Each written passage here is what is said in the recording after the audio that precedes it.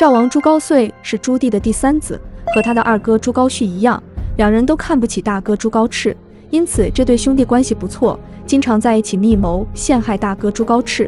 和二哥朱高煦不同的是，朱高燧的行事更为歹毒，下场却出人意料，竟然一直平安无事。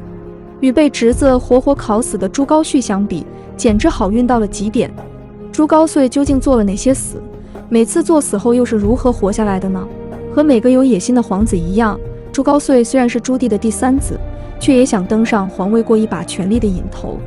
毕竟老爹可是太祖爷爷的第四子，不是照样登基了。正所谓父慈子孝，朱高燧的孝心便是长大后要像父亲一样弑君篡位。朱高燧清楚地知道，只要朱棣还活着，就不可能传位给自己。他和自己的心腹属臣们一阵密谋，终于想到一个办法，只要毒杀朱棣，然后伪造一份传位诏书，如此大事可成。朱高燧做着皇帝的美梦，却没想到有人将他的阴谋出卖给了朱棣。朱棣大怒不已，要手刃逆子。关键时刻幸亏有太子朱高炽为三弟求情，朱高燧这才保住一条小命。不过太子朱高炽的求情不过是给了朱棣一个台阶，在心底里朱棣也是舍不得杀儿子的。徐皇后一共为朱棣诞下3子4女，朱高燧正是最小的儿子。历来幺子最得宠，朱高燧也不例外，几乎是在父母的溺爱下长大的，由此才养成他骄纵的性格。更重要的是，由于年幼，他错过了去皇爷爷朱元璋身边读书的机会，也由此得以陪伴在父母身边。因为朝夕相处，徐皇后与朱高燧的母子感情最为深厚。永乐2年，由于当时北平吴王镇守，朱棣便命朱高燧暂居北平。朱高燧在北平不仅主管藩务，还监管政务，可见朱棣对这个三儿子还是比较信任的。朱高燧启程时，徐皇后和他挥手作别，10载，母后观高燧怆然，高燧不觉悲泣。可见朱高燧和母亲之间感情至深。后人都知道朱高煦、朱高燧为了谋求太子之位，多次构陷朱高炽。其实徐皇后在世时，朱高煦、朱高燧并不敢轻举妄动，他们俩真正开始明目张胆对付太子，是发生在徐皇后去世之后。永乐5年，徐皇后病逝，朱高煦逐渐猖獗，不仅请求给自己增加兵力，还以李世民自比，屡次挑衅太子。幸运的是，太子朱高炽身边有谢晋、黄怀、杨士奇等大臣的守护，朱高煦屡不得手。而此时的朱高燧因为受宠，野心也开始膨胀起来。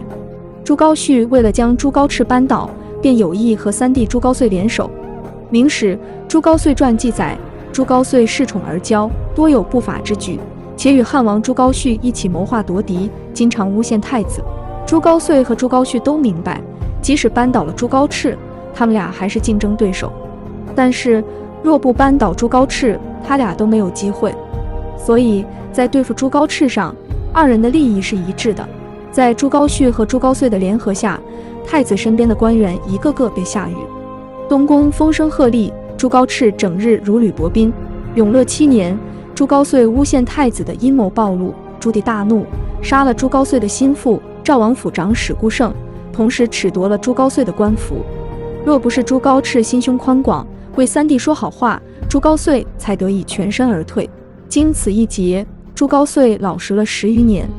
这10余年内，虽然汉王朱高煦仍然上蹿下跳，但赵王朱高燧却异常低调，连朱棣都以为他改过自新了。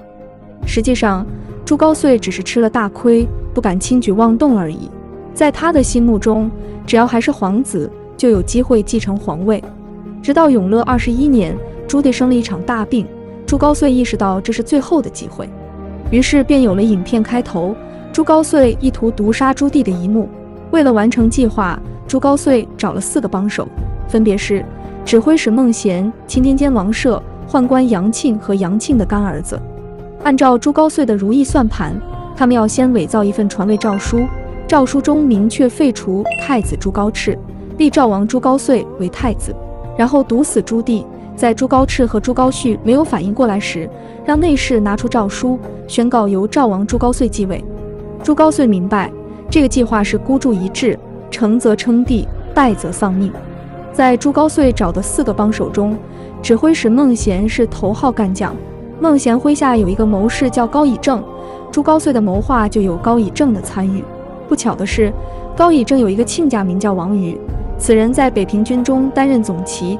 高以正想送王瑜一个托天富贵，不料王瑜左思右想，觉得不能冒险，于是选择向朱棣告密。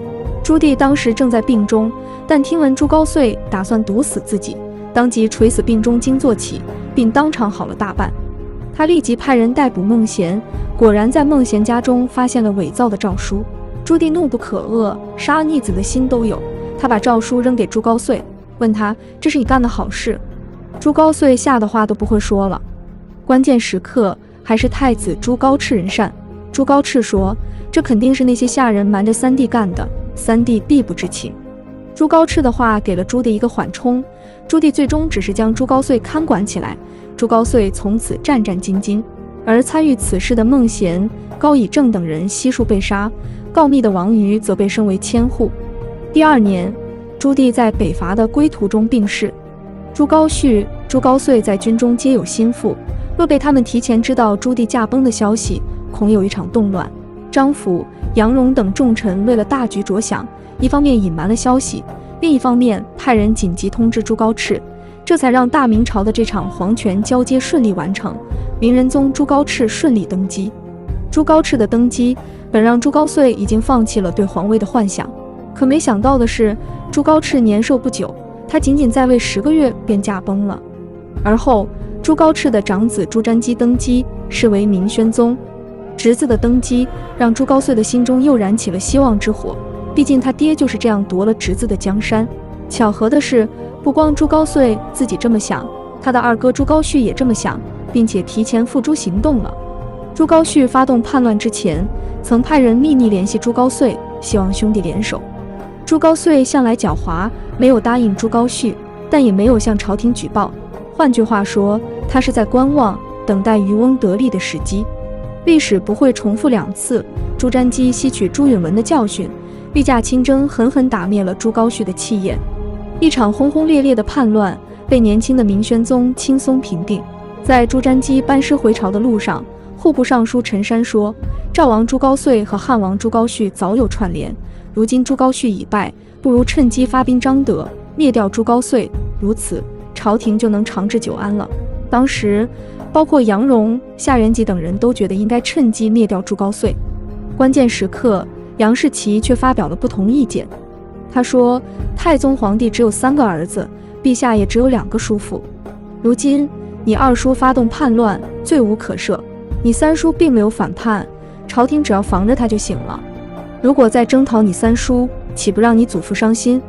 杨士奇是一位极有智慧的老臣，他不想让朱瞻基留下凉薄的名声，因此劝他保住一位皇叔。朱瞻基果然听懂了杨士奇的意思，直接率军回京，派驸马都尉袁荣将弹劾朱高燧的奏折全部送到朱高燧手上。另外，朱瞻基还赐朱高燧一份喜书，嘉奖朱高燧的忠贞，这叫敲山震虎，恩威并施。事实证明，朱瞻基这一手确实厉害，不仅避免了一场内战，还让一位筹划谋反多年的藩王迷途知返。